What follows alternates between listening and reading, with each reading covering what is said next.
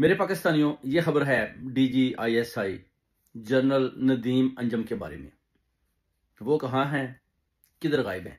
आपको याद होगा कि जब अरशद शरीफ का कत्ल होता है तो राजा मेजर अदल की तरफ से भी इनके ऊपर इल्ज़ामात लगाए गए कि इनकी इन्वॉल्वमेंट है, इनकी वजह से जो है ना अपना अरशद शरीफ को कत्ल किया गया और इन्होंने ही करवाया। ये भी राजा मेजर अदल ने बोला। उसके अलावा जब इमरान रियाज खान को अगवा किया जाता है, उसको भी फेंटा शेंटा लगाया जाता है। ये जो अपना जू चिड़ियाघर जो ISI का ऑफिस है उधर, तो वो भी कह रहे थे कि ये जनाब जो जनरल नदीम अंजम ये पीछे है, ये सब कुछ करवा रहा है। उसके बाद जब इमरान खान साहब को भी गोलियां लगती हैं तो उसका भी जनरल नदीम अंजम के ऊपर डाला जाता है कि ये शख्स है, ये सब कुछ कर रहा है। यानी इसके बारे में बहुत ज्यादा क्यास आराइयां हर तरफ से आ रही थी। मगर अभी आप देख सकते हैं कि इलेक्शन जो पाकिस्तान में जितवाया गया, जो इस इम्पोर्टेड गवर्नमेंट को ज़बरदस्ती बिठवाया गया, तो उसका भी सारा वो कहते हैं जी क्रेडिट वो जी जनरल अपना नदीम अंजम को देते हैं। ये सवाल जुवेद चौधरी ने भी किया अपना कैप्टन सफदर के आगे, मगर कैप्टन सफदर ने कहा जी कि अगर ये जनरल इतना ताकतवर होता तो आज हम 2/3 अक्सरियत से जीत पाते। तो वो कहता है मैं नहीं समझता कि ये जनरल नदीम अंजम हमें इलेक्शन जितवाया या इसने हमें ज़बरदस्ती इस गवर्नमेंट में बिठाया। तो ये मेरे पाकिस्तान में आपने देखा होगा कि नून लीग या सियासी पार्टियां जो भी जनरल जब वो अपना मुद्दत मुलाजमत पूरी करके चला जाता है, जैसे कि बाजवा साहब हैं, तो उनको गालियां पड़ रही हैं। ठीक है, ये कोई ये नहीं कि PTI वाले नहीं, इसमें नून अभी उनको ज्यादा गालियां दे रहा है। और यही अभी आप देख लें कि नून वाले अब जनरल नदीम अंजम को भी गालियां दे रहे हैं। इस तरह मैं कहता हूं कि ये जितने भी जनरल हैं वक्ती तौर पर तो इनको ये अपना बाप मान रहे हैं। यानी जब इनको जरूरत होती है तो जो गधे को भी बाप मान लेते हैं।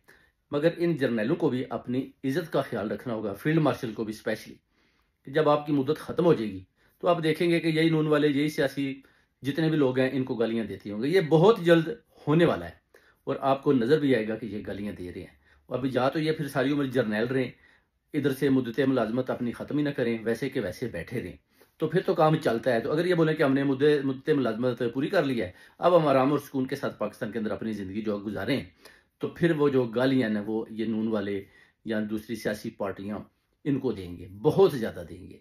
इनको भी पता है इस बात का, इसलिए अब इनको अब ऐसे काम करने चाहिए जिससे ये समझें कि सियासी पार्टियां में गालियां ना दें। क्योंकि अगर आप इसी तरह जबरदस्ती हुकूमतों को लाएंगे तो फिर आपके साथ भी तो वही कुछ होगा जो आप अवाम के वोट के साथ कर रहे हैं, अवाम के मैंडेट के साथ कर रहे हैं, अवाम के कौमी लीडर के साथ कर रहे हैं। तो फिर आप ये तो नहीं रख सकते कि भाई हम जो कुछ मर्जी है करते जाएंगे, मगर आप हमारे खिलाफ कोई बात ना करें। लोग तो कर रहे हैं, मीडिया पर भी लोग करते हैं, तो फिर तनकीद आ जाती है। जब तनकीद हो दिया तो फिर उसका सामना करना मुश्किल हो जाता है। और ये अब जो नदीम अंजम साहब हैं, जर्नल हैं, ये देखें अब 2024 यानी जब खान साहब के ऊपर भी गोलियां लगी तो उस दिन के बाद से ये गायब हैं। और गायब हैं किधर हैं? ज़ाहिर है नौकरी ख़त्म होगी, अमेरिका में, कहीं इधर उधर, कनाडा में, बेल्जियम में, ये लोग उधर जाकर छुप जाते हैं। उधर जाकर अपना बाकी ज़िंदगी ये सोचते हैं कि हम आराम से छुप कर गुजार लें, क्योंकि अवाम और कौम जो है वो हमारा पीछा करेगा। तो ये सारी जो है ना सूरत हाल बनी हुई है, जो इनके पीछे पूरी कौम, पूरी ओवरसीज़ कम्युनिटी लगी हुई है कि ये किधर छुपे हुए हैं। जनरल नदीम अंजम, इनकी अब तलाश जारी है जनाब।